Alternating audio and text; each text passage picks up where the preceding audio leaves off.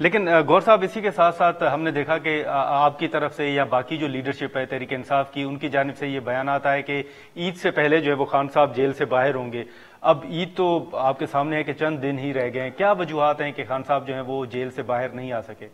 नादर, आप सही फरमा रहे हैं। बिल्कुल हमारी ख्वाहिश थी, कोशिश थी और होना भी चाहिए था कि, और हम हमारी कोशिश तो यही थी कि खान साहब के केसेस जिस तरीके से चले थे और जिस तेजी के साथ चले थे, उसमें सबसे पहली बात तो ये थी कि वो 14-14 घंटे हियरिंग करते थे और 10 मिनट की ब्रेक करते थे। दो दिनों में ट्रायल कंक्लूड हो गया था।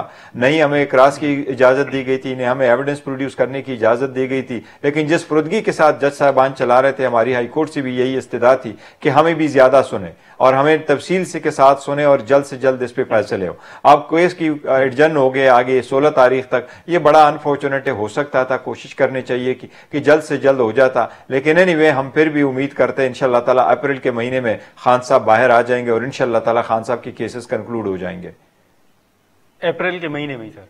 इंशाअल्लाह ताला हमें उम्मीद है। और अदलिया से दरख्वास्त भी है कि हमारे केसेस को स्पेशली देखें और इस पर स्पेशल तवज्जो दे दें, उसमें एडजर्नमेंट ना हो और जल्द से जल्द इसके तस्बी हो, क्योंकि ये केसेस कंडक्ट इसी तरीके से हुए हैं जो लॉ और आइन के वायलेशन थे। तो ऐसे केसेस को तो वैसे भी ज्यादा देर नहीं लगनी चाहिए। मैं उम्मीद करता हूं कि हाई कोर्ट इस बात का लिहाज करते हुए इंशाअल्लाह जल्द फैसला करेगा।